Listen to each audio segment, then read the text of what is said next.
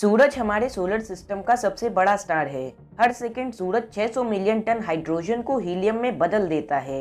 इस प्रोसेस को nuclear fusion कहा जाता है और सभी स्टार्स की तरह ही सूरज के पास भी सीमित मात्रा में ही फ्यूल है, जिसका मतलब है कि सूरज एक दिन नष्ट हो जाएगा। पर क्या होगा अगर सूरज आज से 2 दिन बाद नष्ट हो जाए? ये सुनने में तो बड़ा ही अजीब लगता है, पर क्या होगा अगर ऐसा सच में हो जाए? इसे जानने के लिए हमें 2 दिन आगे जाना होगा और देखना होगा कि क्या होगा अगर सूरज नष्ट हो जाए। 2 दिन बाद सभी इंसान रोज की तरह सुबह उठकर अपना काम करने लगे, इस बात से अनजान कि उनके साथ आगे क्या होने वाला है। और वहीं स्पेस में सन अपनी आखिरी सांसें गिन रहा है। उसके अंदर का हीलियम किसी भी वक्त खत्म हो सकता है। कुछ देर बाद अब सूरज का सारा हीलियम खत्म हो चुका है और सन का पूरा कंट्रोल ग्रेविटी ने अपने हाथ में ले लिया है और सूरज एक सफेद पौने में सिकुड़ गया है। पर पृथ्वी पर अभी भी सब कुछ सामान्य है। लोगों को पता ही नहीं है कि सन अब नहीं रहा। ऐसा इसलिए क्योंकि सूरज की रोशनी को पृथ्वी तक पहुंचने में 8 मिनट 20 सेकंड का समय लगता है। एक इंटरेस्टिंग फैक्ट ये भी है कि अगर कोई पृथ्वी से 65 मिलियन लाइट ईयर्स की दूरी से टेलीस्कोप की मदद से पृथ्वी पर देखे तो उसे पृथ्वी पर डायनासोर चलते हुए दिखेंगे, क्योंकि जो सनलाइट अर्थ द्वारा रिफ्लेक्ट होगी उसे उस ग्रह तक पहुंचने में 65 मिलियन साल लगेंगे। ठीक इसी तरह हमें भी ये खबर 8 मिनट 20 सेकंड बाद ही पता चलेगी कि सूरज अब नष्ट हो चुका है। 8 मिनट 20 सेकंड बाद धरती पर अचानक से अंधेरा छा गया है। 1 सेकंड में रात हो गई है। अचानक से आसमान के सारे तारे साफ साफ दिखने लगे हैं, क्योंकि अब उन्हें ढकने के लिए सूरज की रोशनी नहीं बची। चांद भी दिखाई देना बंद हो गया है, क्योंकि चांद के पास अपनी खुद की कोई लाइट नहीं होती है। जब सूरज की रोशनी चांद पर पड़ती है तब वो हमें दिखाई देता है। इंसानों को समझ नहीं आ रहा है कि अचानक से ये क्या हो गया है। दुनिया के सारे न्यूज़ चैनल पर यही खबर छाई हुई है। सभी स्पेस एजेंसीज इस बात पर रिसर्च कर रही हैं कि अचानक से दिन रात में कैसे बदल गई। इस घटना का सबसे बुरा असर पेड़ पौधों पर पड़ा है। पेड़ सूरज की रोशनी की मदद से कार्बन डाइऑक्साइड को ऑक्सीजन में बदलते थे। इस प्रोसेस को फोटोसिंथेसिस कहा जाता है। पर अब जब सन ही नहीं रहा तो पेड़ ऑक्सीजन नहीं प्रोड्यूस कर पा रहे हैं। अब 1 घंटे बीत चुके हैं। सूरज के गायब हो जाने से धरती अब धीरे धीरे ठंडी होने लगी है, पर धरती के अंदर का जो कोर है उसके चलते धरती अभी भी गर्म है और बहुत ज्यादा फर्क नहीं पड़ा है। 24 घंटे बीत चुके हैं। अब सभी लोग सूर्य उदय की उम्मीद कर रहे हैं, पर सुबह के 9 बज गए हैं, अभी तक कोई सूर्य उदय नहीं हुआ। इस पर कोई कुछ नहीं कर पा रहा है, क्योंकि ये इंसानों के हाथ में नहीं है। अभी भी जगह जगह पर थोड़ी गर्मी बची हुई है, क्योंकि एटमॉस्फेयर सूरज से मिली गर्मी को अर्थ के बाहर जाने से रोकता है। इससे अर्थ का टेम्परेचर मेंटेन रहता है, पर ये गर्मी सूरज के बिना 3 से 4 दिन तक ही रह पाएगी।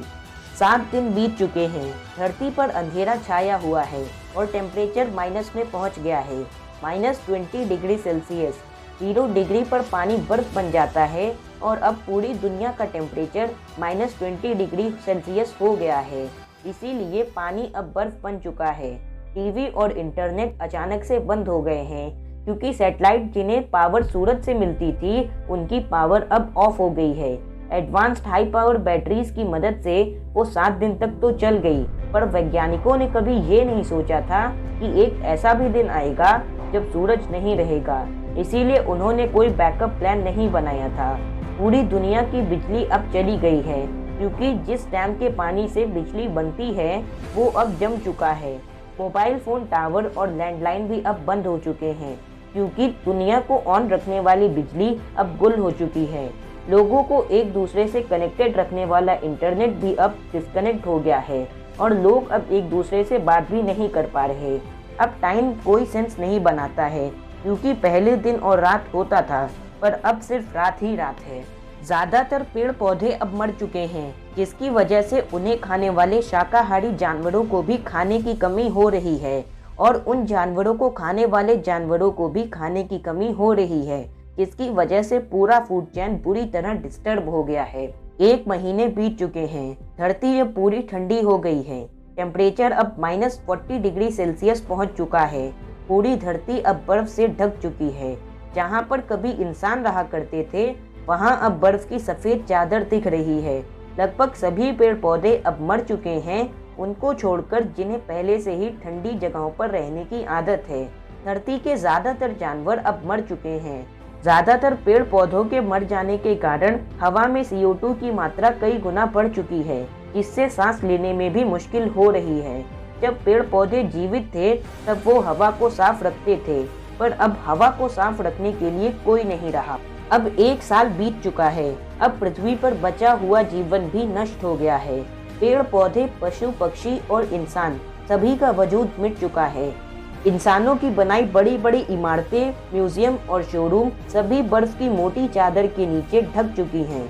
पर पृथ्वी पर एक जगह है जहां पर जीवन अभी भी चल रहा है, और वो जगह है समुद्र की सबसे गहराई, क्योंकि धरती के कोर से उसे अभी भी गर्मी मिल रही है।